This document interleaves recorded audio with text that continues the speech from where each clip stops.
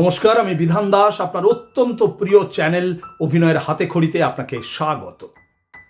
যারা একটু অ্যাডভান্স স্টেজে অভিনয় চর্চা করতে চান তাদের জন্য আজকে একটা বিশেষ মনোলগ।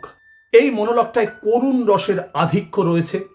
খুব মন দিয়ে শুনুন, বারবার শুনুন, মুখস্থ করুন, তারপর মোবাইল ক্যামেরার সামনে অভিনয় করে চর্চা করুন। শুনুন মনোলগ, হেমন্ত আমায় ক্ষমা করিস। রোজ রাতে ফেরার পথে আমি তোর সামনে 2 মিনিট দাঁড়াই।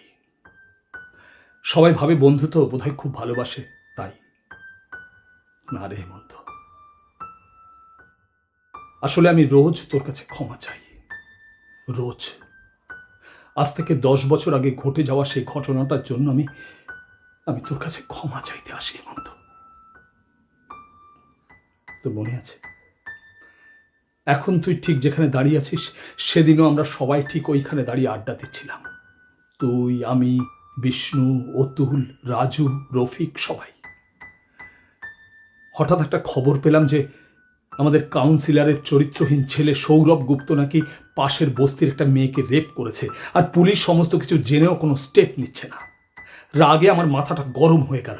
আমি বললাম যে এর একটা প্রতিবাদ হওয়া দরকার।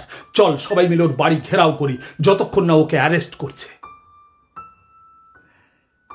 তুই বলেছিলি যে না না, তার চেয়ে বরং থানায় চল। আমি বলেছিলাম না, ওর বাড়ি ঘেরাও করব। আমি তোদের প্রভোগ করেছিলাম। তোরা তোরা সবাই আমার কথা মেনে নিয়ে সেদিন প্রতিবাদে সামিল হয়েছিলি। মুহূর্তের মধ্যে আমরা সারা পাড়ার লোককে এক জায়গায় করে ওর বাড়ির সামনে গিয়ে চিৎকার শুরু করলাম, সৌরভ গুপ্তর অ্যারেস্ট চাই, সৌরভ গুপ্তর ফাঁসি চাই। আর ঠিক সেই সময় পুলিশ এলো, লাঠি চার্জ শুরু করলো, আর আমি টুক করে সুযোগ বুঝে পালিয়ে গেলাম। পুলিশ তোদের উপর পাগলের মতো লাঠি চালাতে শুরু করলো। কারো মাথা ফাটলো, কেউ চিৎকার করছে, কিন্তু কেউ সেদিন পালিয়ে যায়নি। কারো গাল বেয়ে রক্ত পড়ছে, কেউ সোজা হয়ে দাঁড়াতে পারছে না, কিন্তু প্রতিবাদ চালিয়ে যাচ্ছে। আর ঠিক সেই সময় পুলিশ চালালো গুলি। মুহূর্তের মধ্যে পুরো জনতা ছত্রখান হয়ে গেল, সবাই পালিয়ে গেল।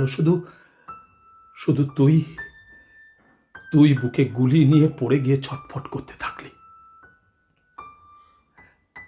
আর আমি নিরাপদ দূরত্বে একটা গলির মধ্যে ভীতু ল্যাজ গুটিয়ে পালিয়ে যাওয়া কুকুরের মতো দাঁড়িয়ে দাঁড়িয়ে সবটা দেখলাম। আমি দেখলাম হেমন্ত, তুই কাঁপতে কাঁপতে নিথর হয়ে গেলি। আমি তোকে বাঁচাতে আসতে পারিনি হেমন্ত, বাঁচাতে আসতে পারিনি। আসলে আমি তো হিসেব করছিলাম, জীবনের হিসেব। অনেক কষ্টে ফুড ডিপার্টমেন্টের পরের প্যানেলে আমার নাম উঠেছে, পরের মাসে জয়েনিং। এই সময় পুলিশের ঝামেলায় জড়িয়ে পড়লে যদি চাকরিটায় কোনো অসুবিধে হয়।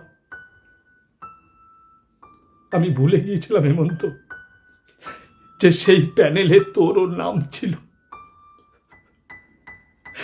সেই প্যানেলে ভাগ্যের কি নির্মম পরিহাস দেখ। রাস্তার মোড়ে তোর এই আবক্ষ মূর্তিটা বেস্ট ফ্রেন্ড হিসেবে আমাকেই উন্মোচন করতে হয়েছিল। আমাকে সেদিন সবার সামনে দাঁড়িয়ে চিৎকার করে বলতে হয়েছিল, হেমন্ত অমর রহে, হেমন্ত অমর রহে। কিন্তু কেউ জানে না হেমন্ত, আমি তোকে মেরে ফেলেছি, আমি তোকে খুন করেছি হেমন্ত। আমাকে তুই ক্ষমা করিস, আমাকে তুই ক্ষমা করিস। নমস্কার।